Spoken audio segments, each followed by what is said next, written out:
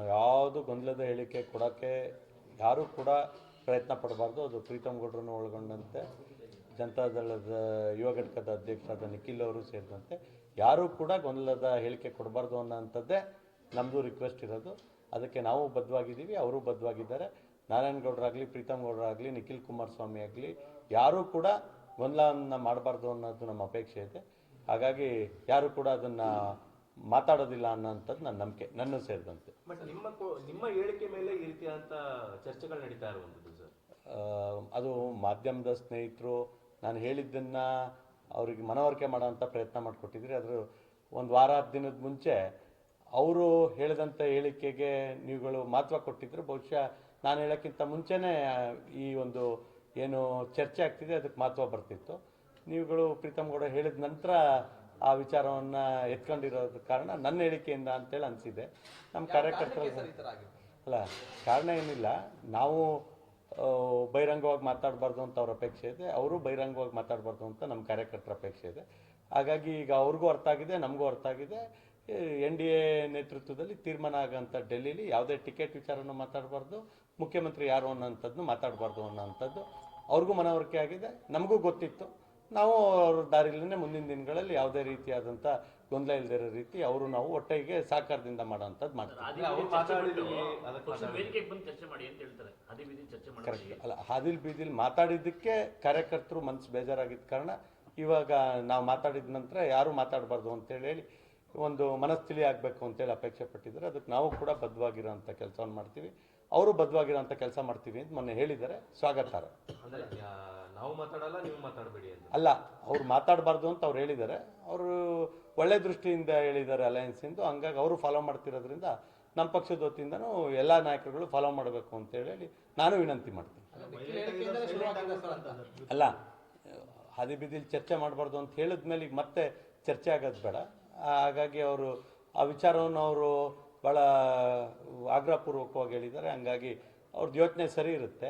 ಅವ್ರು ಹೇಳಿರೋ ಅಂಥದ್ದನ್ನು ಅವ್ರು ಫಾಲೋ ಮಾಡ್ತಿರೋದ್ರಿಂದ ನಾವು ಕೂಡ ಮೈತ್ರಿ ಧರ್ಮವನ್ನು ಪಾಲನೆ ಮಾಡಬೇಕು. ನಾವು ಮೈತ್ರಿ ಪರವಾಗಿರೋಂಥವ್ರು, ಯಾವುದೇ ಗೊಂದಲ ಆಗಬಾರ್ದು ಅಂತಿರೋಂಥವ್ರು. ನಮ್ಮ ಉದ್ದೇಶನೂ ಅದೇ ಆಗಿದ್ದರಿಂದ ಅವ್ರು ಹೇಳಿದ ಮಾತನ್ನು ಅವರು ಅನುಸರಿಸ್ಕೊಂಡು ನಾವು ಅನುಸರಿಸೋಂಥ ಕೆಲಸವನ್ನು ಮಾಡೋಣ.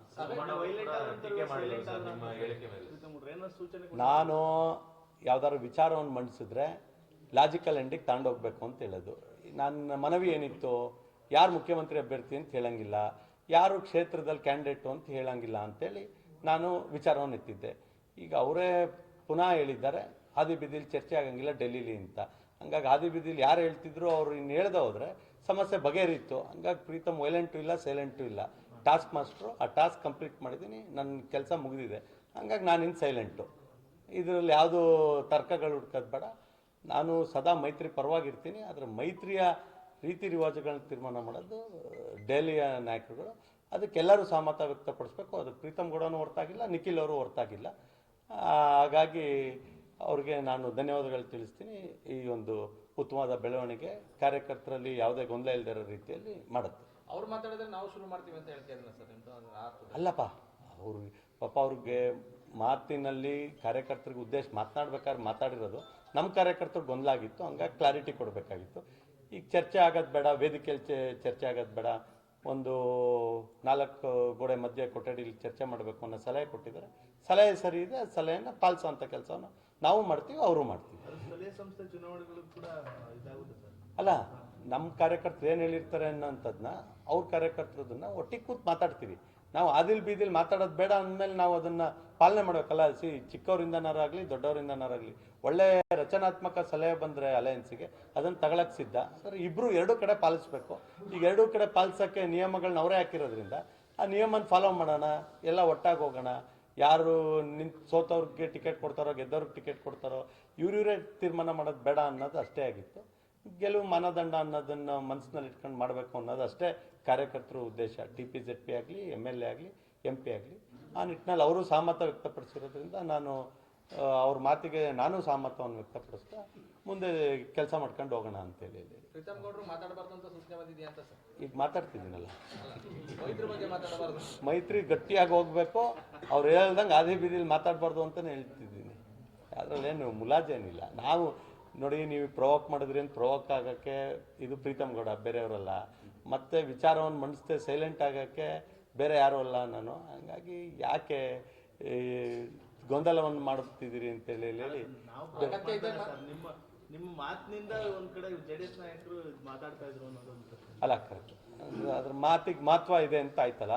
ಒಬ್ಬ ರಾಜ್ಯದ ಪ್ರಧಾನ ಕಾರ್ಯದರ್ಶಿಯಾಗಿ ಕಾರ್ಯಕರ್ತರ ಭಾವನೆಯನ್ನು ವ್ಯಕ್ತಪಡಿಸಿದಾಗ ಬಹುಶಃ ಅವ್ರಿಗೂ ಇದು ಕಾರ್ಯಕರ್ತರಲ್ಲೇನೋ ಇದೆ, ನಾವೆಲ್ಲ ಕೂತು ಮಾತಾಡಬೇಕು ಅನ್ನೋ ಭಾವನೆ ಬಂದಿದೆ ನಮ್ಮ ಮೈತ್ರಿ ಪಕ್ಷದವ್ರಿಗೆ. ಅದು ಉತ್ತಮವಾದ ಬೆಳವಣಿಗೆ. ನನ್ನ ವ್ಯಕ್ತಿಗತವಾಗಿ ನನ್ನ ಬಗ್ಗೆ ಏನೇ ಮಾತನಾಡಿದ್ರು ವಿಚಾರವಾಗಿ ಸಾಮತ ಬಂದಿರೋದು ಖುಷಿ ತರೋಂಥ ವಿಚಾರ. ಯಾಕಂದರೆ ಕಾರ್ಯಕರ್ತರಿಗೋಸ್ಕರ ಒಬ್ರ್ಯಾರು ನಿಷ್ಠೂರ ಆಗಲೇಬೇಕು. ನಾನು ಕಾರ್ಯಕರ್ತರಿಗೋಸ್ಕರ ಪ್ರೀತಮ್ ಗೌಡ ನಿಷ್ಠೂರ ಆಗಕ್ಕೆ ತಯಾರಿದ್ದೀನಿ. ಆದರೆ ಅಂತಿಮವಾಗಿ ರಿಸಲ್ಟ್ ಕಾರ್ಯಕರ್ತರ ಪರವಾಗಿ ಪಕ್ಷದ ಬೆಳವಣಿಗೆ ಪೂರಕವಾಗಿದ್ದರೆ ಅದಕ್ಕಿಂತ ಸಾರ್ಥಕತೆ ಏನು? ನಮಗೆ ಪಕ್ಷದಲ್ಲಿ ಹೇಳ್ಕೊಟ್ಟಿರೋದು ವ್ಯಕ್ತಿಗಿಂತ ದೇಶ ದೊಡ್ಡದು, ಪಕ್ಷಕ್ಕಿಂತ ದೇಶ ದೊಡ್ಡದು ಅಂತ ಹೇಳ್ಕೊಟ್ಟಿದ್ದಾರೆ. ಹಂಗಾಗಿ ವ್ಯಕ್ತಿಗಿಂತ ಪಕ್ಷನೂ ದೊಡ್ಡದು, ಪಕ್ಷಕ್ಕಿಂತ ದೇಶನೂ ದೊಡ್ಡದು. ನಮ್ಮ ಧ್ಯೇಯ ಇರೋಂಥದ್ದು ಪಕ್ಷ ಬೆಳೆಸಬೇಕು ಅಂಥದ್ದು. ಹಾಗಾಗಿ ಪ್ರೀತಮ್ ಗೌಡ ಒಬ್ಬನಿಂದ ಏನೂ ಆಗೋಂಥದ್ದಲ್ಲ. ಪಕ್ಷದ ಕಾರ್ಯಕರ್ತರಿಗೆ ಪಕ್ಷ ಒಳ್ಳೇದಾಗಬೇಕಷ್ಟೇ. ಲೋಕಲ್ ಎಲೆಕ್ಷನ್ ಯಾವ ರೀತಿ ಹೋಗ್ತೀರಿ ಸರ್? ಅದನ್ನೇ 4 ಗೋಡೆ ಮಧ್ಯೆ ಅವ್ರ ಸಲಹೆಯನ್ನು ನಾವು ತಗೊಂಡ್ಬಿಟ್ಟಿದ್ದೀವಲ್ಲ. ಅವರು ಅಲ್ಲಿ ತನಕ ನಮಗೆ ಪ್ರೀತಿ ತೋರಿಸ್ತಾ ಇದ್ದಾರೆ, ಆ ಪ್ರೀತಿನ ನಮ್ಮ ಕಾರ್ಯಕರ್ತರು ಉಳಿಸ್ಕೊಳ್ತಾರೆ. ಅದರಲ್ಲಿ ಯಾವುದೇ ಗೊಂದಲ ಇಲ್ಲ. Yes sir, thank you. Sir, Yathindra ಸಿದ್ದರಾಮಯ್ಯನವರು ಸರ್ಕಾರದ ಆರೋಪಗಳಿದೆ. ನಾನು ಸಂಘಟನೆಯ ವ್ಯಕ್ತಿ. ಹಾಸನ್ ಕ್ಷೇತ್ರದ ಜನ ನನಗೆ 5 ವರ್ಷಗಳ ಕಾಲ ಬೇರೆಯವ್ರಿಗೆ ಅವಕಾಶ ಮಾಡಿಕೊಟ್ಟಿದ್ದಾರೆ.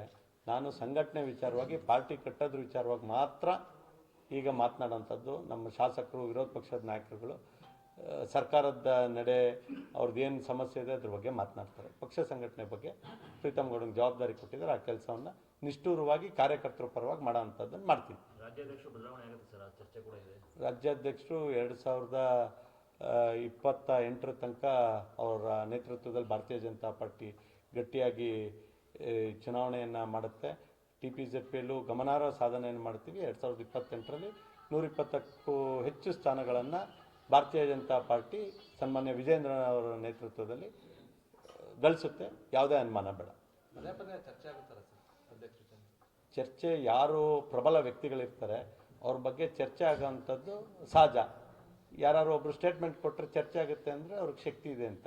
ಯಾರ್ದಾರು ಒಬ್ಬರು ವಿಚಾರ ಮಾತಾಡ್ತಿದ್ದಾರೆ ಅಂದರೆ ಅವ್ರಿಗೆ ತುಂಬ ಶಕ್ತಿ ಇದೆ ಅಂತ. ವಿಜೇಂದ್ರ ಅವರಿಗೆ ಅವರ ತಂದೆಯವರ ಯಡಿಯೂರಪ್ಪ ಸಾಹೇಬ್ರ ಆಶೀರ್ವಾದ ಇದೆ, ತಾಯಿ ಚಾಮುಂಡೇಶ್ವರಿಯ ಆಶೀರ್ವಾದ ಇದೆ, ಜನಸಾಮಾನ್ಯರು ಕಾರ್ಯಕರ್ತರ ಬಲ ಇದೆ. ಹಂಗಾಗಿ ಅವ್ರ ವಿಚಾರ ಪದೇ ಪದೇ ಚರ್ಚೆಗೆ ಬರುತ್ತೆ. ಅದ್ರ ಬಗ್ಗೆ ನಾವು ಯಾವುದು ನೆಗೆಟಿವ್ ಆಗಿ ತಗೊಳ್ಳೋದು ಬೇಡ. ಅವರು ನಮ್ಮ ಒಬ್ಬರು ಕ್ರಿಯಾಶೀಲ ಅಧ್ಯಕ್ಷರಿದ್ದಾರೆ ಮತ್ತು ಕಾರ್ಯಕರ್ತರು ಮತ್ತು ಜನಸಾಮಾನ್ಯರು, ಅದರಲ್ಲೂ ಮುಖ್ಯವಾಗಿ ಯುವಕರು ಪ್ರೀತಿ ಮಾಡುವಂಥ ಒಬ್ಬ ಜನನಾಯಕ. ಹಾಗಾಗಿ ಅವ್ರ ಬಗ್ಗೆ ಚರ್ಚೆ ನಡೀತಾ ಇರುತ್ತೆ. ಅದು ಪಾಸಿಟಿವ್ ಆಗಿ 2028ಕ್ಕೆ BJP ಪ್ರಥಮ ಬಾರಿಗೆ ತನ್ನ ಸ್ವಂತ ಬಲದಲ್ಲಿ 120ರಿಂದ 130 ಸ್ಥಾನ ಗಳಿಸೋದಕ್ಕೆ ಅವರು ಒಂದು ಕಾಯಕಲ್ಪವನ್ನು ಮಾಡಿದ್ದಾರೆ. ಅದನ್ನು ನೆರವೇರಿಸೋದಕ್ಕೆ ಕಾರ್ಯಕರ್ತರೆಲ್ಲ ನಾವು ಬದ್ಧವಾಗಿದ್ದೀವಿ. JDS ಜೊತೆಗೂಡಿ ಗುರಿ ಮುಟ್ತೀರಾ ಸರ್, ಏನು ಅಂತ? JDS ಜೊತೆಗೂಡಿ 170-180 ಸ್ಥಾನ ಗೆಲ್ಲಬೇಕು ಅನ್ನೋಂಥದ್ದೇ NDA ಅಲಯನ್ಸಿನ ಒಂದು ಧ್ಯೇಯ. ಅದನ್ನು ಸಾಧಿಸ್ತೀವಿ.